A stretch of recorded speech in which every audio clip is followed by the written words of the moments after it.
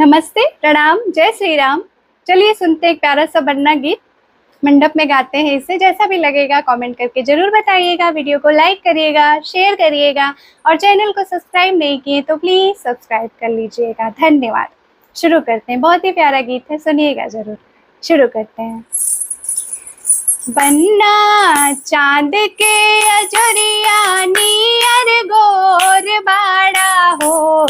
बन्ना चांद के अजरिया नियर गोर बाड़ा हो। तो हर जोड़ी कौनो नाही तू बेजोड़ बाड़ा हो। तो हर जोड़ी कौनो नाही तू बेजोड़ बाड़ा हो। बन्ना टिकवाली अइला बड़ा जोर कैला हो। बन्ना टिकवाली अइला बड़ा जोर कैला हो। उतनी कलल पीतरिया मनवा थोर कैला हो। उतनी कलल पीतरिया मनवा थोर कैला हो। बन्ना चांद के अजरिया नियर गौर बाड़ा हो। बन्ना चांद के अजरिया नियर गौर बाड़ा हो। तो हर जोड़ी कौनो नाही तू बेजोड़ बाड़ा हो।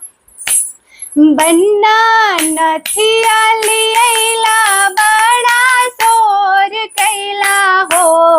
बन्ना नथिया लियला बड़ा शोर कैला हो। तनी कलल पीतरिया मनवा थोर कैला हो। उतनी कलल पीतरिया मनवा थोर कैला हो। बन्ना चांद के अजरिया नियर गोर बाड़ा हो। तो हर जोड़ी कौनो नाही तू बेजोड़ बाड़ा हो। बन्ना हर वाली अइला बड़ा सोर कैला हो। बन्ना हर वाली अइला बड़ा सोर कैला हो। उतनी कलल पीतरिया मनवा थोर कैला हो। उतनी कलल पीतरिया मनवा थोर कैला हो। बन्ना चांद के अजरिया नियर गोर बाड़ा हो। बन्ना चांद के अजरिया नियर गोर बाड़ा हो। तो हर जोड़ी कौनो नाही तू बेजोड़ बाड़ा हो।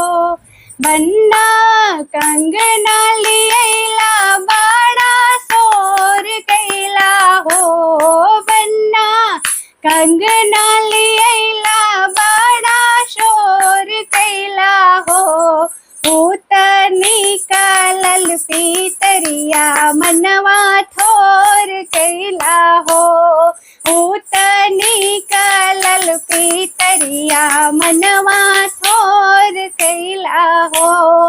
बन्ना चांद के अजरिया नियर गोर बाड़ा हो। तो हर जोड़ी कौनो नाही तू बेजोड़